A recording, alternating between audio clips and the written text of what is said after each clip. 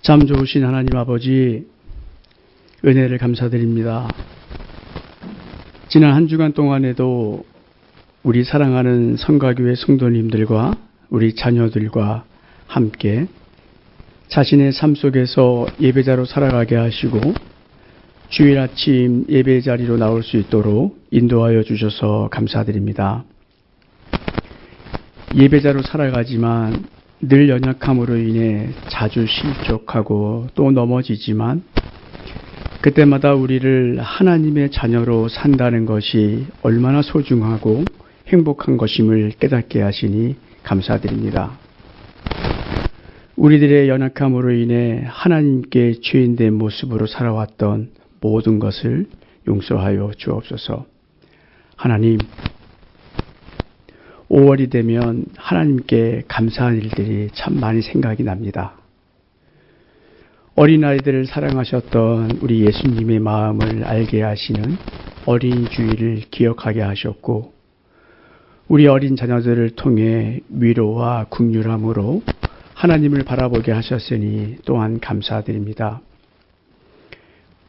어버이 주일을 통해 우리 자녀들이 하나님께서 명령하신 계명과 순종을 이 땅에서 누리는 하나님의 축복을 받은 자녀로 살아갈 수 있는 은혜를 또 허락하여 주셔서 감사드립니다.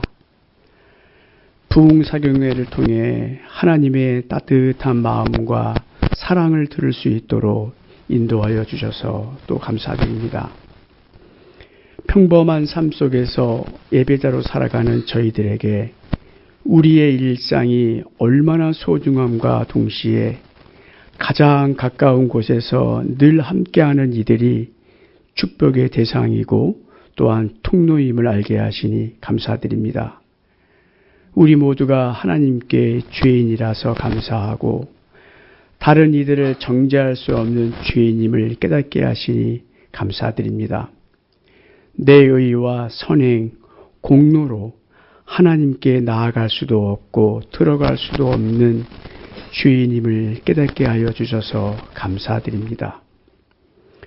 사방을 둘러봐도 마음 둘 곳이 없고 어디서도 도움을 받을 수 없는 절대절명의 순간에도 하나님을 바라보게 하시고 하나님께서 하신 일들을 묵상하며 하나님께 기도로 나아가게 하시니 감사드립니다.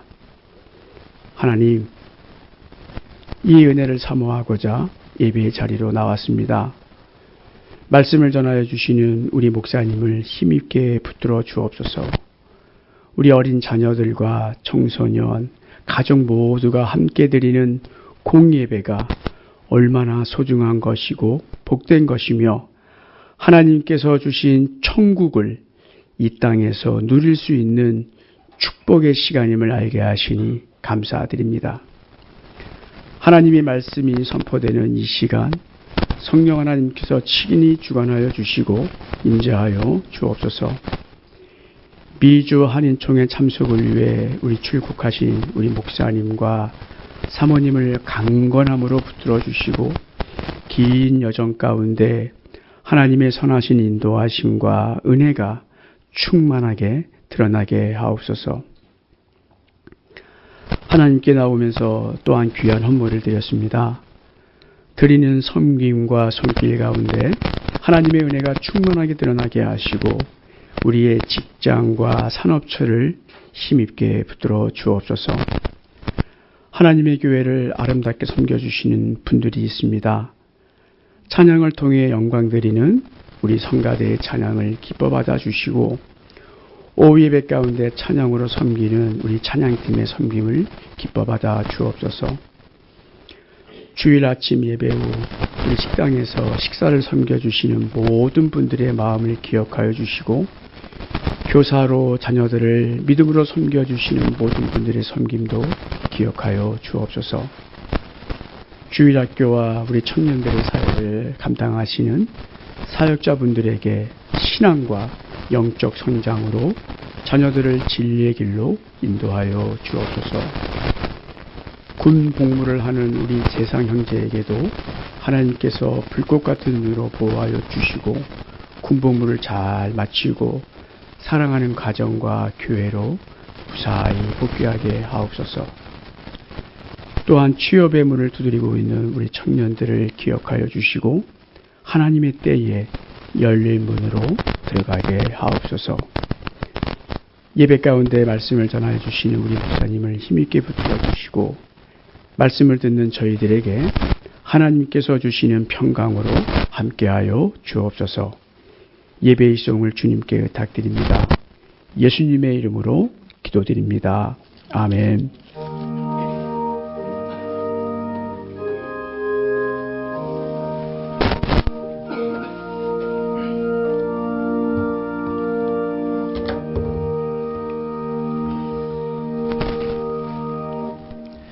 네, 오늘 함께 나눌 말씀은 요한복음 3장입니다. 요한복음 3장 1절부터 8절까지 제가 봉독하겠습니다. 신약성경 145쪽에 있습니다.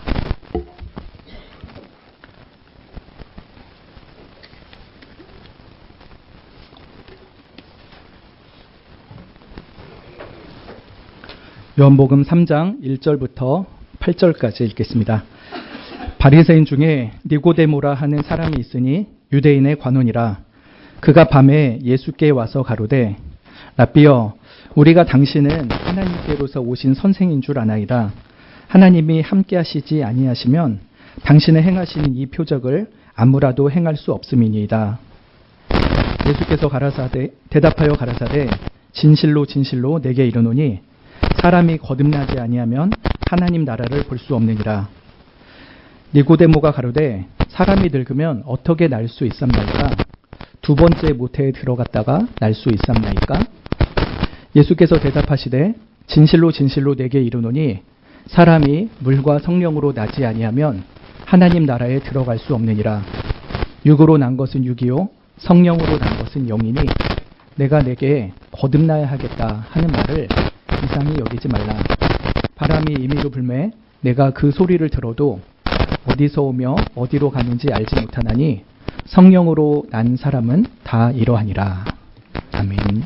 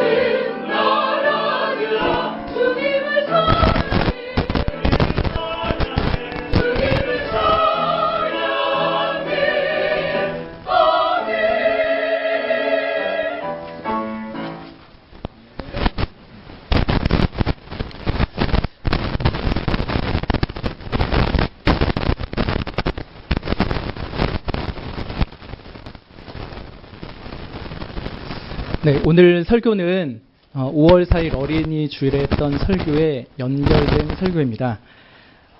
그때 못 오신 분도 있을지도 모르는데 걱정 안 하셔도 됩니다.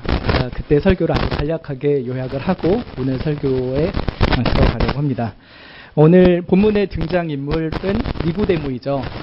니고데모는 아마 자신이 노인이라고 말하는 것을 보면은 60대 이상의 할아버지로 보입니다.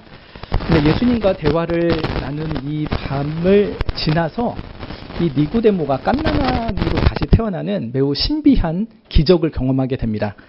그것이 어떤 것인지 좀 나눠보겠습니다. 먼저 3장 1절에서는 니고데모가 어떤 사람인지를 소개합니다. 먼저는 바리새인 중에 한 명이라고 했죠. 구약 성경을 가장 진지하게 연구하고 누구보다도 엄격하고 경건하게 실천하는 사람 중에 한 명이었습니다. 또 유대인의 관원이라고 되어 있죠. 이스라엘에는 법을 만들고 재판을 하는 사내들인 공회라는 회의체가 있었습니다. 그런데 여기에서도 꽤 유력한 사람 중에 한 명으로 보입니다. 그리고 3장 10절에서는 예수님이 이 니고데모에게 이스라엘의 선생이라고 부릅니다. 아마 구약 성경을 펜으로 열심히 필사를 하고 전문적으로 연구하고 사람들한테 가르쳤던 서기관으로 보입니다. 요새로 치자면은 구약 신학 교수라고 할 수 있는 사람인 것이죠. 이렇게 종교적인 경건이나 권위에 있어서나 또 인생의 경륜에 있어서나 이 니고데모는 이스라엘의 최고 중에 최고인 사람이었습니다. 그런데 이제 막 공생애를 시작한 새파랗게 젊은 예수님에게 이 니고데모가 찾아오게 됩니다. 그것도 대낮이 아니라 캄캄한 한밤중에 예수님을 은밀하게 찾아옵니다. 여러 이유가 있겠지만 가장 중요한 이유는 니고데모 마음속에 매우 깊은 인생의 고민이 있어서 그것 좀 풀어달라고 하면서 온 것이었습니다. 오랜 세월 동안 구약 성경을 집중적으로 연구해왔죠. 할례를 행하면 구원을 받는다. 아브라함의 후손은 다 구원을 받는다. 율법을 열심히 지키면 구원 받는다. 이런 가르침을 자기도 어렸을 때부터 배웠고 또 그렇게 믿어왔고 그리고 이제는 이스라엘의 선생으로서 다른 사람들에게 그렇게 가르치고도 있습니다. 그런데도 여전히 마음속에 그럼 내가 정말 천국 갈 수 있는 거 맞을까? 내가 정말 하나님 나라에 가는 거 확신할 수 있을까? 내가 가지고 있는 구원의 확신의 근거가 진짜일까? 혹 아니면 어떡하지? 이걸 누구한테 물어봐야 답을 없나? 내가 이스라엘에서 이거 제일 잘한다고 하는 전문가인데 사실은 나도 잘 모르겠는데 이걸 어쩌나 하는 고민이 늘 마음속에 있었던 것이죠. 그러다가 최근에 회개하라 천국이 가까웠느니라 라고 하면서 하나님 나라를 선포하기 시작한 젊은이에 대한 소식을 듣습니다. 바로 예수님이죠. 그래, 저 예수님에게 가면은 내 이 하나님 나라에 대한 인생 질문을 답을 얻을 수 있겠다라는 생각을 했던 것으로 보입니다. 그래서 사람들의 방해가 없는 고요한 밤중에 예수님의 가르침을 받고자 이렇게 밤에 예수님께 나왔다라고 2절에 나와 있죠. 니고데모는 예수님을 만나서 더할 수 없이 예수님을 높이는 인사를 합니다.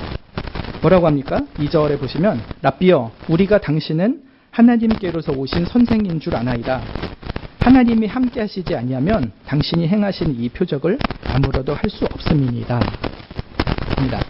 예수님께서 예전에 갈릴리에서 행하셨다는 기적들의 소문을 들었겠죠. 그리고 최근에 예수님이 6월절 절기를 지키러 이 예루살렘 동네에 와 계십니다.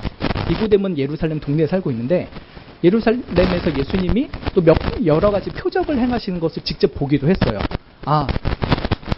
소문으로 들었고 내 눈으로 직접 봤는데 예수님이 행하시는 저 표적은 진짜 아무나 할 수 있는 게 아니야. 하나님께서 친히 보내신 분이 아니라고 한다면은 저런 표적은 아무나 못하지 라고 생각을 했습니다.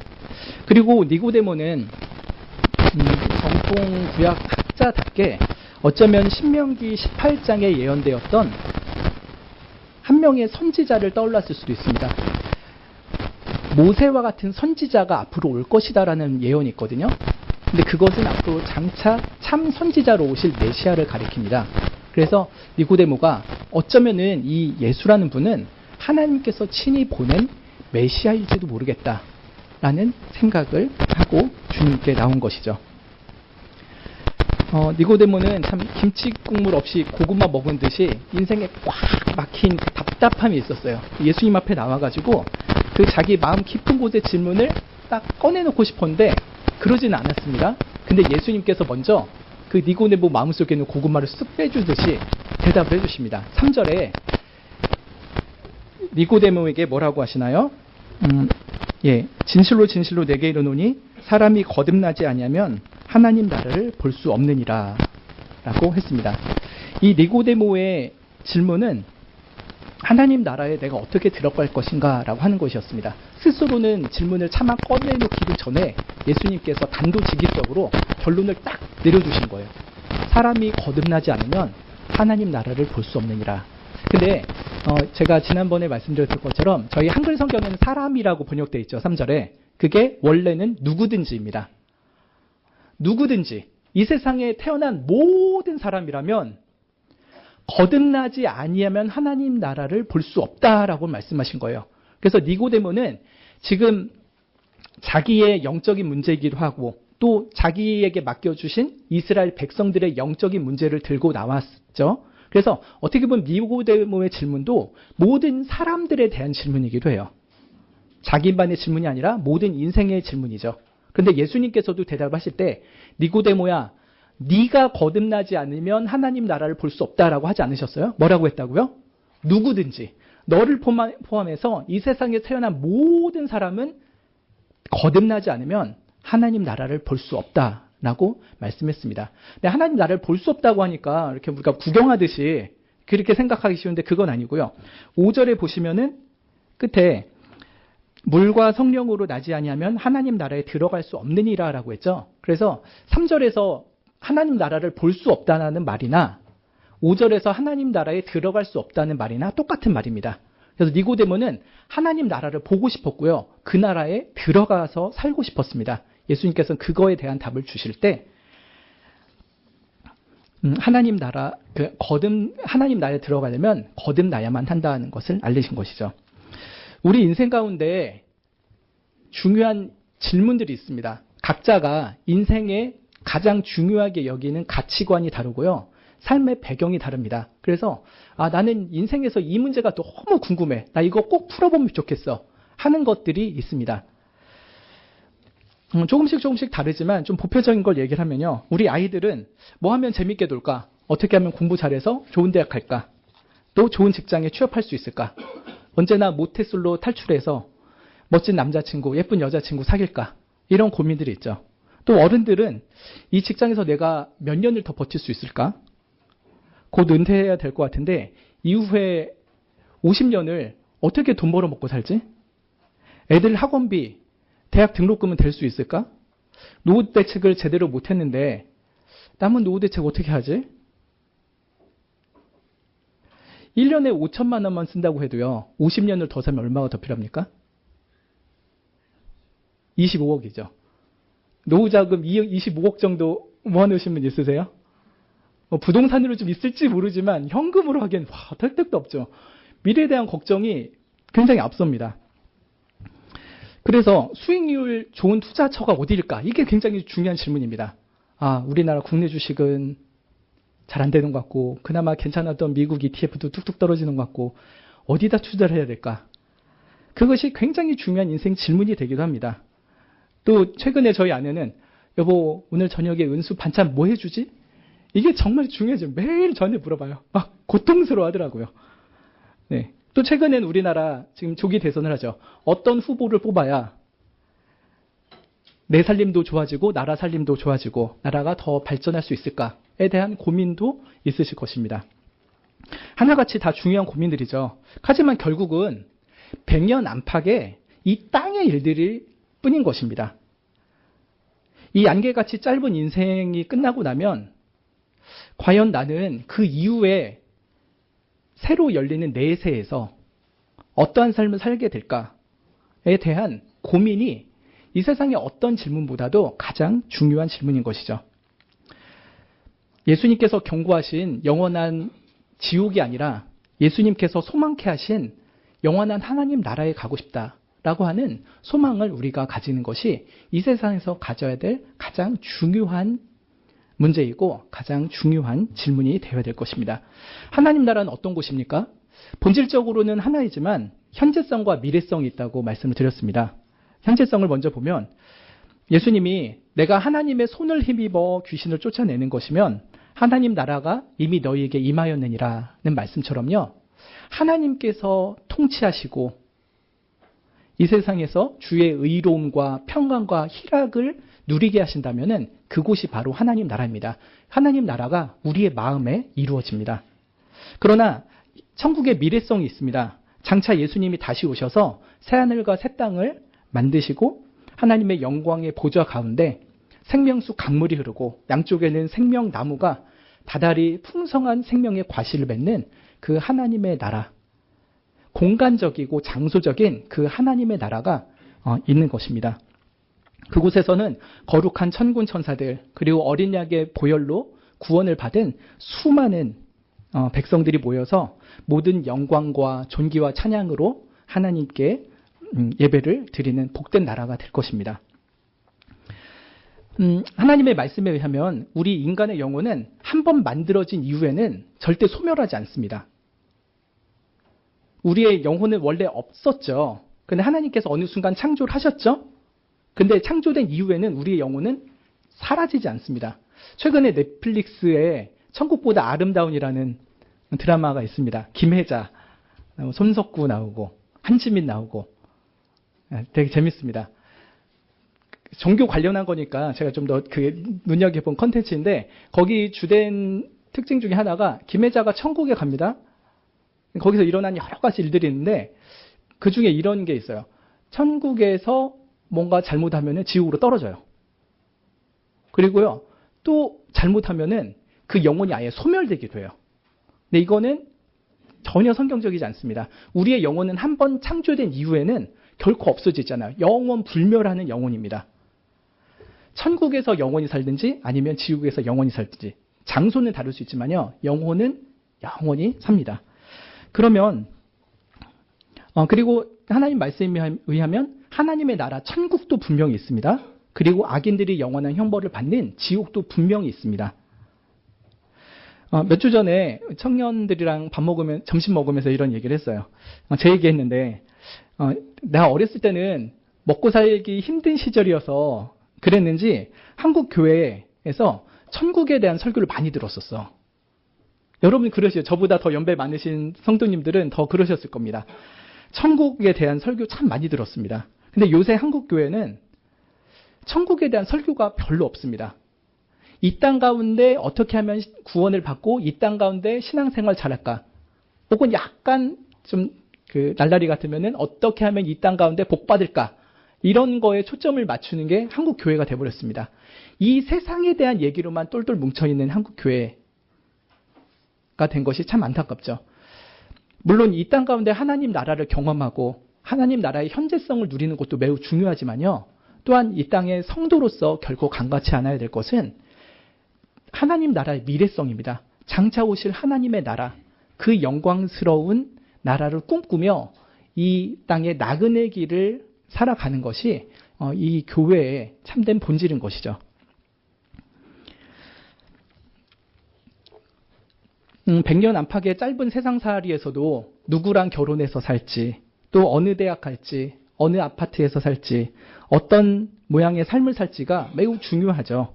그렇다면요, 영원한 내세에서 사랑의 하나님이랑 살지, 저주받을 마귀와 악인들과 살지 얼마나 중요합니까? 또 빛나는 천국에서 살지, 저 흑암의 지옥에서 살지 얼마나 중요한 문제입니까? 하나님과 행복과 영광이 가득한 영원한 삶을 살지, 고통과 형벌뿐인 지옥에서 고통을 당하며 영원히 살지, 이것을 정하는 것은 얼마나 중요한 일입니까? 우리 성도들이 하나님 앞에 기도하고 새벽 기도하고 금요 기도하고 또 틈틈이 골방에서 하는 기도가 그저 이 땅에 속한 것에만 머문다면은 우리의 눈을 더 하늘로 치켜 올려야 될 것입니다. 니고데모는 이 땅 가운데 살면서 부족한 거 하나도 없어요. 정말 잘난 사람 중에 잘난 사람이에요. 최고로 똑똑하고 최고로 권위 있고 최고로 인정받고 존경받는 사람이죠. 근데 니고데모는 이 땅에서 정말 만족할 만한 삶을 살고 있음에도 불구하고 영혼 그 마음속에 깊은 목마름이 있는 거예요. 내가 정말 하나님 나라에 들어갈 수 있는가? 우리가 끔찍한 지옥에 가기 싫다라는 공포감과 불안감보다는요. 의와 평강과 희락의 나라 그리고 사랑의 하나님과 영원한 기쁨을 나눌 수 있는 저 천국에 가고자 하는 복된 소망과 기대감을 가지고 하나님 앞에 나오면 좋겠습니다. 우리가 이 세상에서 가지고 있는 그 어떤 중요한 문제라도요. 우리 영혼의 문제 또 천국에 갈 수 있는가 없는가라는 것보다 더 중요한 문제는 없습니다. 니고데모 할아버지처럼 내가 어떻게 하면 하나님 나라에 갈 수 있을까를 인생의 가장 중요한 문제로 삼아야 되는 것이죠. 옆에 분들이 한번 말씀으로 질문해 보시겠어요? 옆에 분들 진짜 해보세요. 저 천국 갈 수 있을까요?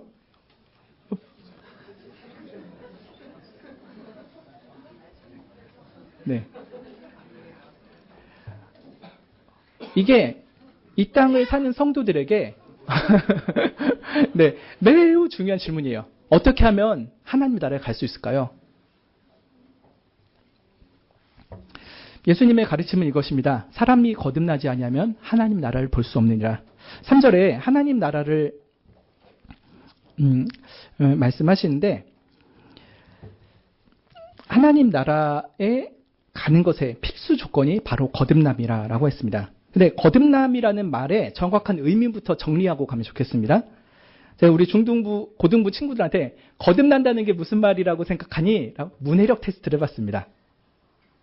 여러 대답이 나왔어요. 여러분은 어떻게 생각하십니까? 거듭난다. 이게 무슨 말입니까? 네.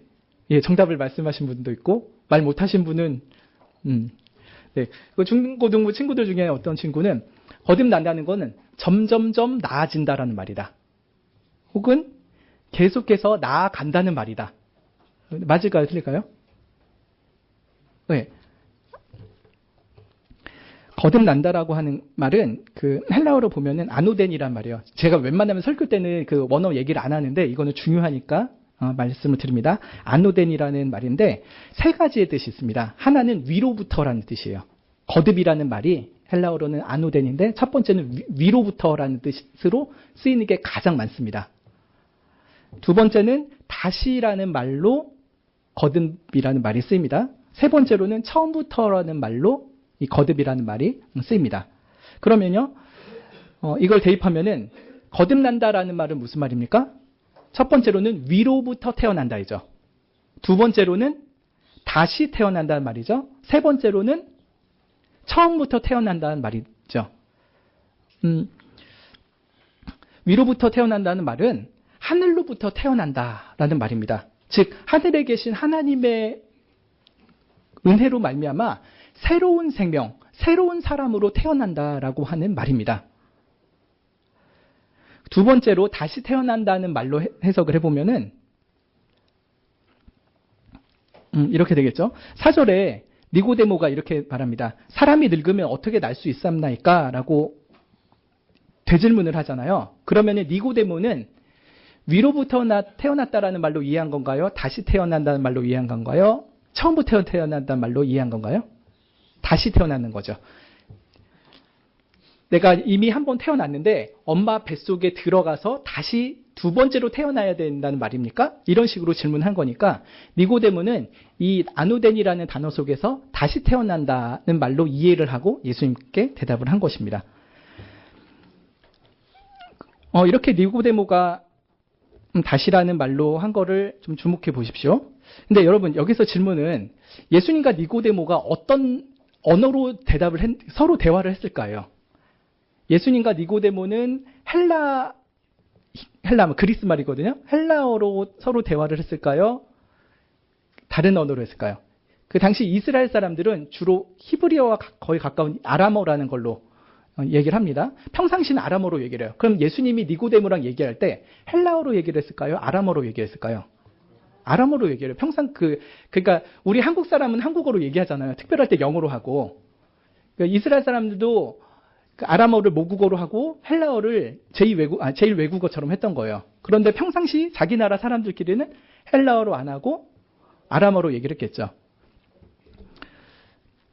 그렇게 치자면은 예수님이 니고데모한테 말했을 때 사람이 거듭나야 된다라고 말할 때 아마 다시 하늘로부터 태어난다라는 의미보다는 니고데모가 이해하고 반응한 대로 다시 태어난다는 걸로 말했을 가능성이 굉장히 높습니다.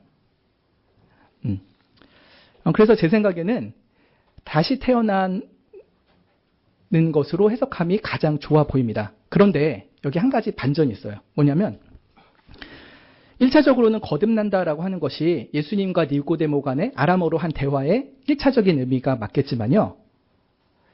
사람이 다시 태어난다는 것, 즉 몸이 다시 태어나는 게 아니라 영혼이 다시 태어나기 위해서는 반드시 하늘로부터 내려오는 은혜가 필요합니다. 그렇게 치자면은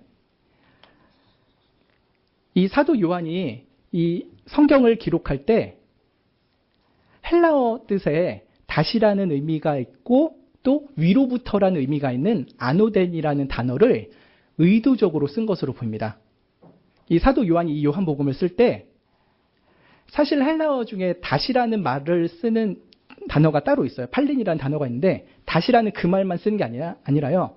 다시라는 뜻과 위로부터라는 뜻이 동시에 있는 아노덴이라는 단어를 의도적으로 선택을 한 거예요. 사도 요한이. 그래서 다시 태어난다는 것이 그저 다시 태어나는 정도가 아니라 그 다시 태어남은 반드시 위로부터의 하나님의 은혜로 태어난다는 것을 강조하고 싶어서 이 헬라어 성경을 쓸 때는 굳이 아노덴이라는 단어를 썼던 것으로 보입니다. 좀 약간 복잡하게 느껴지시면요. 이렇게 생각하시면 돼요. 1차적으로는 다시 태어난다는 게 맞아요. 그러나 다시 태어남을 위해서는 반드시 위로부터의 태어남이 필요해요. 그래서 이 두 가지 의미가 다 담겨 있는 것으로 종합적으로 해석하시는 것이 더 좋을 것입니다. 여러분들은 다 엄마 뱃속에서 태어나셨죠? 언제 태어나셨나요? 여러분 생년월일 생각하시면 되죠. 저는 79년 12월 21일에 엄마 뱃속에서 태어났어요.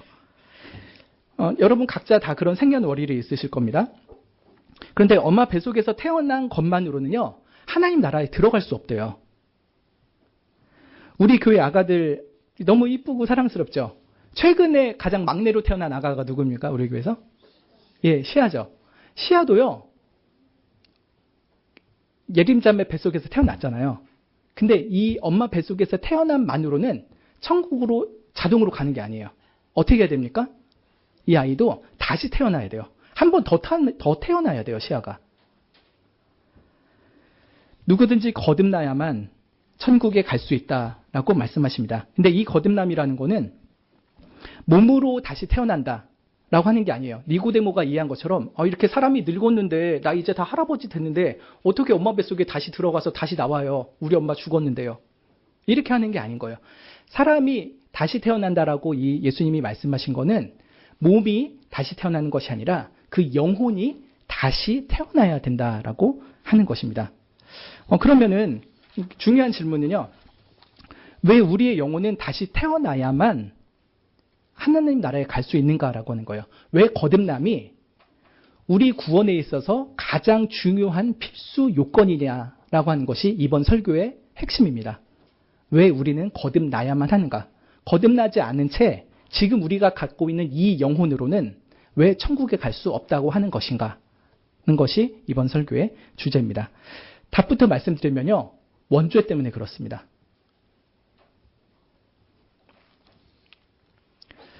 하나님께서 첫사람 아담을 창조하시고 에덴 동산을 다스리시고 지키게 하셨죠. 그러면서 매우 중요한 말씀 하나를 주셨습니다. 동산 각종 나무의 실과는 네가 마음대로 다 먹어도 돼. 그런데 동산 중앙에 있는 선악을 알게 하는 나무가 있는데 그 나무의 열매는 절대로 먹으면 안 돼. 그거를 먹는 날에는 정령 죽을 것이야. 반드시 죽을 것이야. 라고 말씀하셨습니다. 선악과 따먹으면 죽는다라고 말씀하신 거예요. 하나님께서 이 말씀을 처음 사람이자 온 인류의 대표자로서의 아담에게 주셨습니다. 그런데 아담이 이 명령을 잘 지켰나요? 그러지 못했죠. 첫 범죄를 저질렀으니 그것이 선악과를 따먹는 것이었습니다. 그래서 아담의 첫 범죄로 인해서 원죄라는 것이 생기게 됐습니다. 첫 범죄와 원죄는 달라요. 첫 범죄는 아담이 선악과를 따먹은 게 첫 범죄고요. 원죄는 그 첫 번째로 인해서 생겨난 것이죠. 그래서 아담의 후손으로 태어난 모든 사람은 이 원죄라는 것을 가지고 태어나게 됐습니다. 안타깝게도 천사처럼 사랑스러운 아이들조차도 이 원죄를 가지고 태어나게 되는 것입니다. 원죄는 크게 두 가지로 구성이 됩니다. 첫 번째는 죄의 형벌인 죽음이라고 하는 것입니다. 그리고 두 번째는 죄의 오염된 채로 태어나는 전적인 타락입니다. 첫 번째가 뭐라고요? 죄의 형벌인 죽음이 원죄예요. 두 번째는 죄의 오염인 전적인 타락이 또 원죄입니다. 이 두 가지가 원죄의 중요한 구성 요소입니다. 먼저 첫 번째로 죄의 형벌인 죽음은 사람들 가운데 어떻게 나타납니까? 자, 질문해 봅시다. 첫 범죄했던 아담이 하나님의 말씀대로 죽었습니까? 안 죽었습니까? 이걸 따먹으면 죽으리라고 했는데 아담이 죽었습니까? 안 죽었습니까? 저는 어렸을 때 성경을 보는데 정령 죽으리라고 했는데 아담이 안 죽어요. 아담이 몇 살까지 삽니까? 예, 정말 오래 살아요. 930세까지 살아요. 930년. 여러분 생각해보죠. 93세 살아도 정말 장수했다는데 그거에 10배를 더 사는 거예요. 그렇게 긴 세월을 사니까 저 어렸을 때 하나님이 이것을 먹는 날엔 정령 죽으리라 하신 말씀이 단순히 말 지켜라라고 하는 센 교훈 아니면은 하나님이 거짓말한 거다 생각을 했었어요.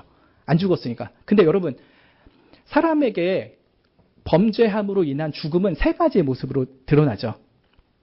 첫 번째는 무엇이냐면 영적인 죽음입니다. 선악과를 따먹으면 정령 죽으라고 했는데 아담이 당장 죽지 않은 게 아니라요. 아담은 그 즉시 죽었어요. 어떻게 죽은 겁니까? 영혼이 죽은 것입니다. 영혼이 죽는다는 것은 무슨 말이냐면 생명 자체이신 하나님과의 관계가 뚝 끊어졌다는 거예요. 하나님과 단절된 거예요. 그래서 영적인 죽음이 범죄를 하자마자 찾아온 증거가 무엇이었습니까? 하나님이 아담을 부르죠. 하나님의 목소리가 들리니까 아담이 어떻게 합니까? 동산 나무 사이로 숨었다고 그랬어요. 예전에는 하나님과 대화를 하고 하나님과 만나는 것이 너무 즐거웠던 이 아담이 하나님과의 관계가 뚝 끊긴 거예요. 그래서 이제는 하나님이 너무 공포스러운 대상이에요. 아, 도망가야겠다. 하나님한테 들키면 나 죽는다 하는 마음으로 나무 뒤에 숨은 것. 그것이 바로 영적인 죽음의 명확한 증거인 것입니다. 우리 어린이들, 또 중고등부 친구들, 청년들, 또 작년 성도님들도 생각해 보시오. 주일 예배를 드리면서 사랑의 하나님을 만나는 것이 일주일 내내 너무 기다려지시고 이날이 사모되십니까? 아니면 어떻게든 좀 피하고 싶고 지겹게 느껴지십니까?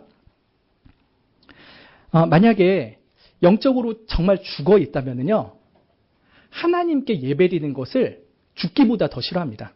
예배 시간이 너무너무 지겨워요. 왜 그래요? 하나님과 관계 없는 사람이니까. 나는 하나님과 관계 없고 난 하나님의 관심 1도 없는데 왜 내가 자꾸 교회 와서 예배 드려야 되지? 이 시간이 너무 싫어 라고 한다면요, 심각하게 자신의 영혼을 생각하셔야 됩니다. 영적으로 죽어있는 상태일 가능성이 상당히 높습니다. 근데 영적으로 죽는 게 언제 일어나나요? 아담의 원지를 갖고 태어나는 그 순간에 이미 우리는 영적으로 죽은 채로 태어나는 것입니다.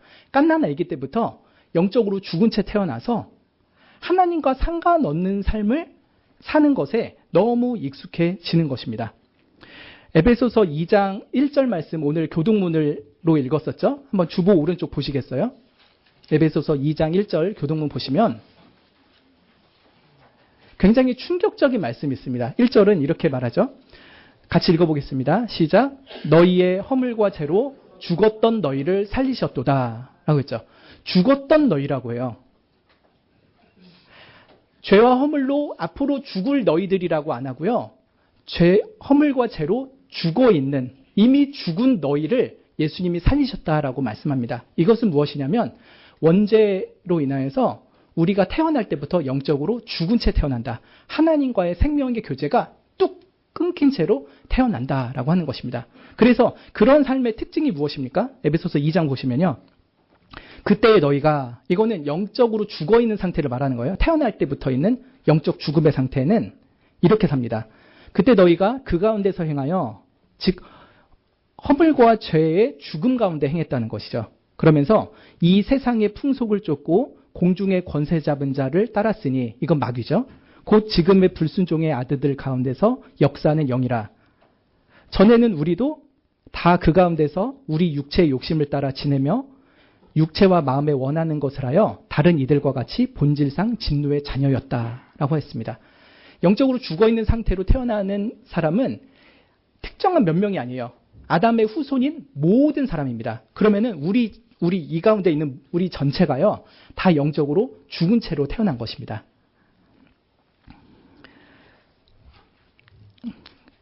여기서 좀 표현의 오해를 안 하면 좋을 텐데요. 영적으로 죽었다는 말이 마치 영혼이 죽은 시체가 하나도 움직이지 않고 있는 것처럼 죽은 영혼은 아무런 활동이 없다라는 것을 말하지는 않는다는 것입니다.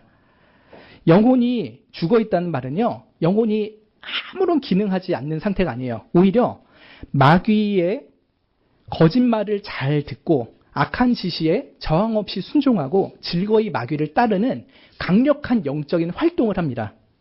온갖 거짓 신들과 종교를 상상해내고 만들어내서 신에 대한 영적인 활동을 합니다만 그것은 다 거짓된 종교심일 뿐인 것이죠. 영혼이 죽었다는 것은 생명이신 하나님께 반응을 하지 않는다는 말이고요. 대신에 악한 영에 대해서는 굉장히 빠른 반응, 그리고 적극적인 반응을 한다는 것입니다. 그래서 이 세상에 정말 많은 종교가 있잖아요.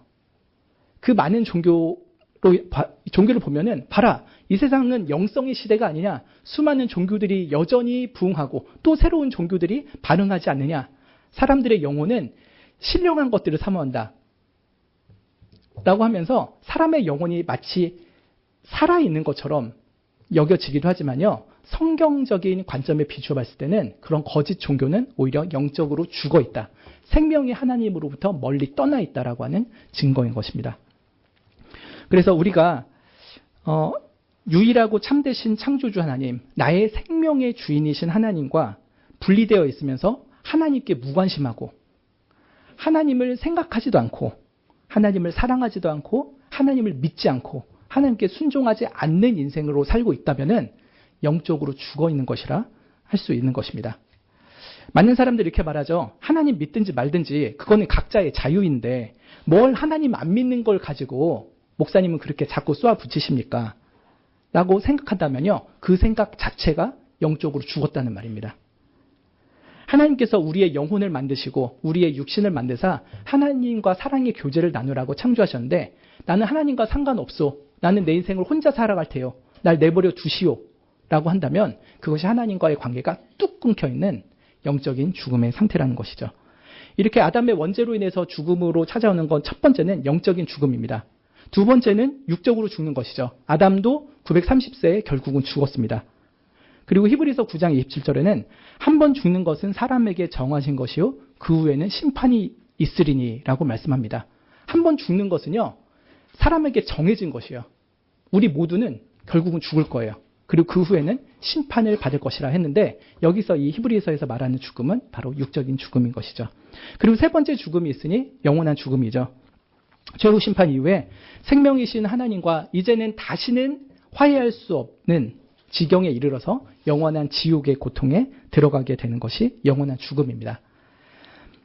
오늘 설교에서 가장 중요한 것은 영적인 죽음이에요. 아담의 원죄로 인해서 우리가 영적으로 죽은 채 태어나서 하나님과 상관없는 인생을 살아요.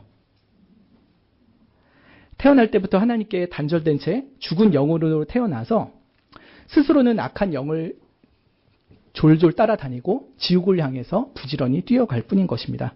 누구든지 거듭나지 아니하면 하나님 나라를 볼 수 없다라고 했을 때 위로부터 다시 우리의 영혼이 살아나는 은혜를 반드시 받아야만 천국에 갈 수 있다는 것을 말씀하는 것입니다. 여러분, 진짜 여러분 인생 영혼을 살펴보십시오. 여러분의 영혼이 혹시 죽어있는 상태는 아닙니까? 허물과 죄로 죽은 상태여서 하나님께 관심 1도 없고 예배드리는 게 너무너무 지긋하고 정말 종교 없는 세상, 기독교 없는 세상에서 하루라도 살면 좋겠다, 그런 마음이 있다면 여러분의 영혼은 죽은 것을 봐야 됩니다. 그러면 어떻게 됩니까? 주님, 나의 죽은 영혼을 어찌합니까? 저의 죽은 영혼을 다시 살려주십시오 라고 주님께 간절히 간구를 드려야 됩니다. 두 번째 원죄의 요소는 죄의 오염이라고 그랬죠. 우리가 전인격적으로 죄에 다 물들어 있는 거예요. 지적으로는 하나님을 아는 지식이 훼손되어 있고 하나님을 아는 지식을 좋아하지 않습니다. 여러분 성경 공부하자 그러면은 와 너무 기뻐요. 성경 공부 이제 끝납니다. 아 너무 빨리 끝났어요. 더 해주세요. 이러는 어린이들 본 적 있으십니까? 어린아이들은 굉장히 천사같이 순진무구하고 깨끗하고 선한 것만 좋아할 것 같죠? 근데 그러지 않습니다. 아이들도 죄에 오염된 채 태어나게 되는 것이요. 그래서 어려서부터 우리 같이 가정예배 드리자. 우리 같이 예배 드리러 교회 가자. 아 싫어. 오늘 안 가면 안 돼? 죄의 오염의 명백한 증거인 것입니다. 지적으로 하나님을 아는 지식을 극렬히 거부합니다. 온 우주와 피조 세계에서 하나님의 영원하신 능력과 신성을 뚜렷이 보여주시지만 그 하나님을 영화롭게도 안 하고 하나님께 감사하지도 않습니다. 각종 우상을 만들고 심지어 하나님은 없어, 신 따위는 없는 거야 라고 말하기도 하는 것이죠. 죄의 오염의 첫 번째는 지적인 타락입니다. 두 번째는 정서적인 타락이에요. 마음에 온갖 정욕대로 살아갑니다. 로마서 1장 28절에는 그 마음에 하나님 두기를 싫어한다라고 했습니다. 그 정서가요. 하나님 두는 걸 되게 싫어하는 거예요. 세 번째로는 의지적인 차원에서의 타락이죠. 모든 불의함, 추악함, 악의가 가득합니다. 그리고 시기하고 살인하고 분쟁하고 사기치고 하나님을 미워하고 교만하고 부모를 거역하고 무정하고 무자비하다. 라고 로마서 1장에서 의지적인 타락의 분명한 예시를 보여주고 있습니다. 우리 여기서 걸리지 않는 사람 있나요? 지적으로 내가 타락하지 않았다. 나는 정서적으로 전혀 타락함이 없다. 의지적으로 타락한 적이 없다라고 할 수 있는 사람이 그 누가 있겠습니까? 우리 모두가 죄 가운데 있는 것입니다. 이 죄의 오염과 타락의 증거는 어린이에게서 볼 수 있다고 했는데 자 생각해 봅시다. 여러분 어려서부터 어린애한테 죄를 가르쳐주는 부모님 있습니까? 야, 너 잘못하다 들키면 선생님한테 거짓말해. 이렇게 가르치는 부모님 있습니까? 없죠. 어린이집 선생님이 야, 너 친구가 그렇게 때리면 너도 한테 꽉 쥐어박어. 너 더 세게 쥐어박어. 이렇게 가르치는 어린이집 선생님 있습니까? 없어요. 어렸을 때부터 우리는 부모님과 어린이집 선생님들, 학교 선생님들부터 다 선하고 옳은 것들을 배우고 삽니다. 무엇이 옳은지, 무엇이 의로운지, 좋은 것인지, 착한 것인지 다 교육을 받아요. 근데 세상 사람 다 그렇게 삽니까?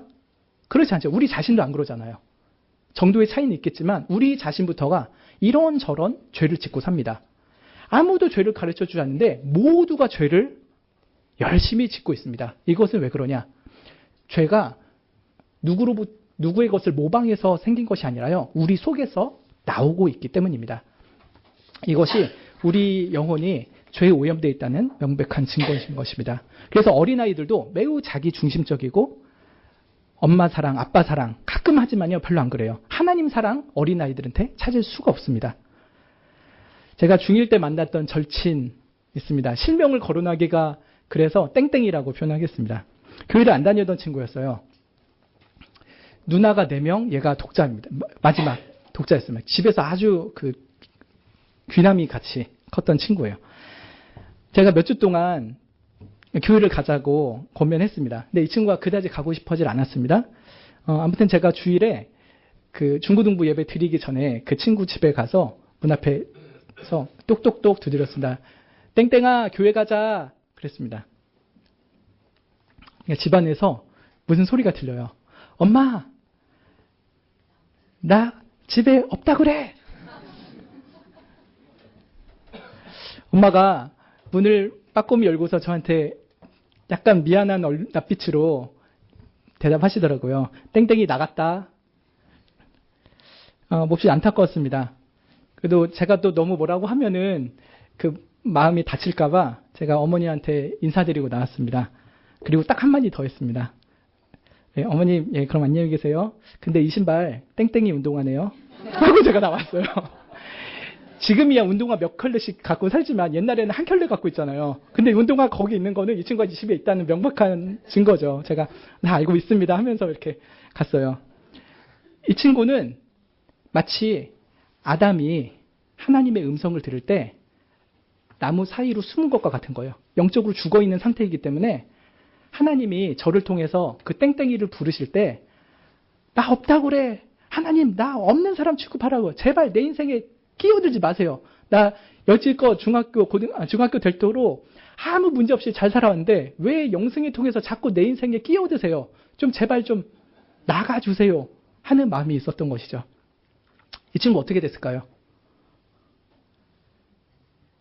하나님이 이 친구에게 거듭남의 은혜를 주셨어요. 진짜 놀라운 일이었는데요. 몇 주 후에 제가 중1 때 교회 여름 수련회가 있었습니다. 이 친구가 어떻게 거길 갔어요. 주일 예배도 잘하던 이 친구가 여름 수련회 왔어요. 그때 하나님의 말씀을 들으면서 이 친구가 진짜 새롭게 태어났어요. 하나님이 살아계시다는 걸 믿게 되고요. 내가 그 하나님 없이 하나님이 거부하며 거역하며 살았던 죄인이라는 걸 뼈저리 느끼면서요. 정말 통곡을 하면서 기도를 하더라고요. 수련회 2박 3일이었는데 그 첫날 밤에 기도하는데 막 엉엉 울어요. 막 마음을 찢으면서 울더라고요.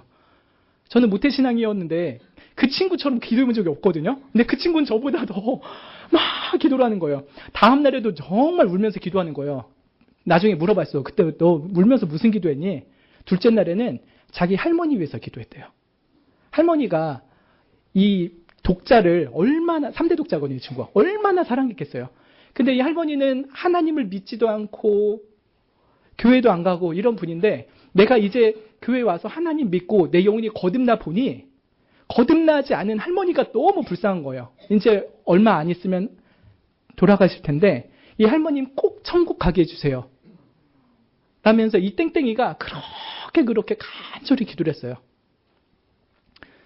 이 친구는 참 제 인생 가운데 너무 이렇게 베프인데 공부 열심히 했어요. 정말 무섭게 중고등부 때 열심히 했어요. 왜 그렇게 공부를 열심히 했더니요. 이 친구 뭐라고 하는지 알아세요? 엄마 아빠한테 내가 좋은 대학 가면은 교회 가주세요 라고 했더니 엄마 아빠가 그러겠다고 했대요.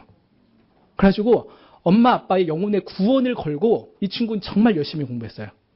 열심히 공부해서 나름 좋은 대학에 갔습니다. 그리고 이 친구가 또 열심히 대학 공부하고 했어요.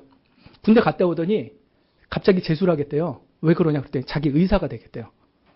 왜 의사가 되려니 해외 나가서 선교해야겠다고. 근데 결국은 시험을 잘 못 봐가지고 의대를 못 갔어요. 그냥 다니던 대학 다시 다니게 됐죠. 그리고 참 선망의 그룹, S그룹에 입사를 하게 됐습니다. 근데 이 친구가 S그룹을 그만뒀어요. 몇 년 다니다 그만뒀어요. 왜 그랬을까요? 3교대 근무인데 3주에 한 번씩 교회를 빠져야 되잖아요. 난 이렇게 신앙생활 할 수 없다. 아무리 돈 많이 줘도 이렇게 난 살 수 없다. 라고 한 거예요. 그리고서 그만두고서 다른 직장에 취업했죠. 연봉도 낮추고 다 낮추고 취업을 했지만 결국 지금은 잘 신앙생활을 하고 있습니다. 땡땡아 교회 가자. 엄마 나 없다고 그래. 이 친구가 저는 하나님이 내 인생의 전부예요. 주님 없으면 난 살 수 없어요. 라고 하는 완전한 새 사람으로 바뀌는 것. 이것이 바로 거듭남의 은혜인 것입니다. 다시 태어난 거고요. 하늘로부터 내려오는 신령한 은혜로 말미암아 완전히 새 사람이 된 것이죠. 우리 성가교회 모든 자녀들 한편으로는 제가 너무 고마워요. 이렇게 힘든 교회에 어떻게 와주고 있을까? 저 같으면 안 올 것 같거든요. 저는 진짜 고집세가지고 안 올 것 같은데 그 가정의 평화를 위해서 온다. 내가 한번 참으면은 그래도 엄마 아빠가 화 덜 내니까 와준다. 얼마나 착해요. 근데 그런 인간적인 착함을 넘어서 하나님께서 다시 거듭나게 해주시는 그런 은혜를 우리 모든 자녀들이 누리면 좋겠습니다. 그리고 우리 장년 성도님들도요. 이 땅 가운데 백년한 쪽에 있는 이 문제들에 너무 치심치 마시고 정말 영원한 하나님 나라에 내가 들어가며 또 우리의 온 가족이 들어가고 온 성도들이 함께 가기를 또 주변에 믿지 않는 지인들, 동창들, 부모, 형제, 자매, 친구들도 이 영원한 하나님 나라에 거듭남으로 말미암아 함께 들어가기를 기도하면 좋겠습니다. 네, 기도하고 마치겠습니다.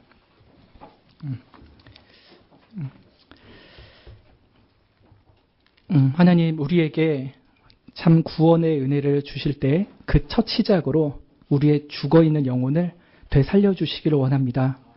다시 태어나는 은혜, 위로부터 하늘로부터 내리는 그 거듭남의 은혜를 우리 모두에게 허락하여 주옵소서. 예수님의 이름으로 기도드립니다. 아멘. 예, 들으신 말씀 생각하시면서 206장 찬양 드리겠습니다.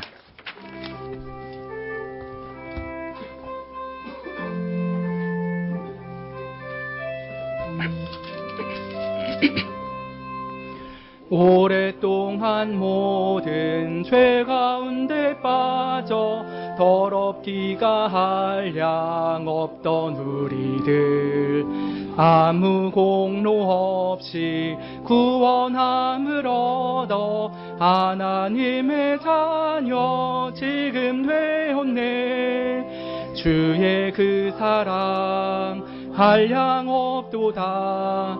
찬송할지어다 예수의 공로. 주의 그 사랑 한량 없도다. 찬송할지어다 예수의 공로.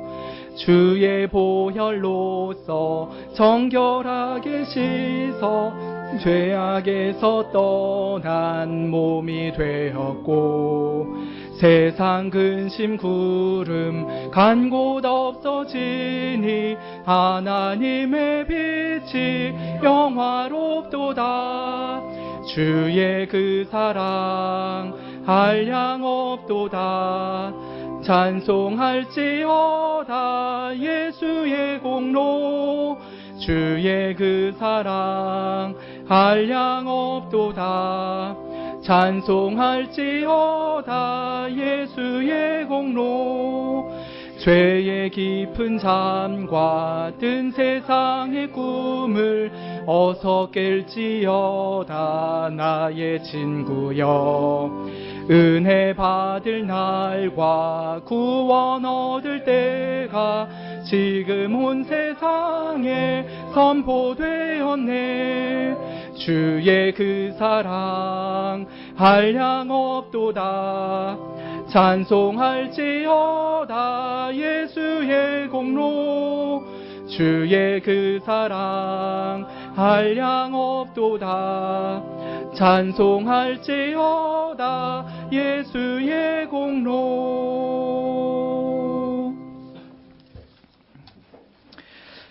우리 주 예수 그리스도의 은혜와 하나님 아버지의 크신 사랑과 이 은혜와 사랑을 깨닫게 하시고 누리게 하시는 성령님의 교통하시고 역사하심이 허물과 죄 가운데 태어났기에 위로부터 다시 태어나는 은혜를 힘입어 하나님 나라에 들어가기를 간절히 소망하는 주의 모든 백성들에게 지금부터 영원토록 함께 있을지어다.